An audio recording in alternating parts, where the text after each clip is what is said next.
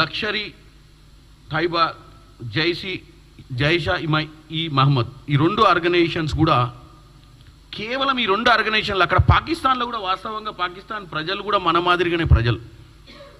కానీ ఈ రెండు ఆర్గనైజేషన్స్కి గతంలో పాకిస్తాన్ ప్రభుత్వం, గతంలో పాకిస్తాన్కు ఉన్నటువంటి ఆర్మీ వాళ్ళు ఉన్నటువంటి దురుద్దేశంతో ఈ రెండు ఆర్గనైజేషన్కి అక్కడ షెల్టర్ ఇవ్వడం జరిగింది ఆ దేశంలో. అక్కడి నుంచే ఈ కార్యకలాపాలు నడుస్తున్నాయి. అక్కడి నుంచే వీళ్ళు ప్రతిసారి నేను చెప్పిన 4 మేజర్ యుద్ధాలే కాకుండా మధ్యన జరుగుతున్నటువంటి ఇన్ఫిల్ట్రేషన్స్ కానీ, మధ్యన జరుగుతున్నటువంటి బాంబ్ బ్లాస్ట్లు కానీ, ముంబై బాంబ్ బ్లాస్ట్ కానీ, హైదరాబాద్ బాంబ్ బ్లాస్ట్ కానీ, అన్ని సందర్భాలలో కూడా ఈ ఆర్గనైజేషన్సే ఎక్కువ స్లీపర్ సెల్స్ని ముందే ఈ దేశంలోకి ఇన్ఫిల్ట్రేట్ చేసి ఇటువంటి సందర్భాలు క్రియేట్ చేసినటువంటి పరిస్థితి.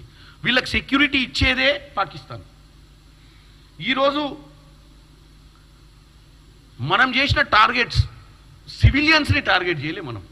వీళ్ళ స్థావరాలు ఎక్కడైతే ఉన్నాయో ఆ స్థావరాలలో ట్రైనింగ్ అవుతున్నటువంటి స్థావరాల మీద మనం ఈరోజు అటాక్ చేస్తే చనిపోయినటువంటి టెర్రరిస్టులకు స్టేట్ ఆనర్ ఇచ్చి ఈరోజు వాళ్ళు అంత్యక్రియలు చేసినటువంటి పరిస్థితి పాకిస్తాన్ దేశంది.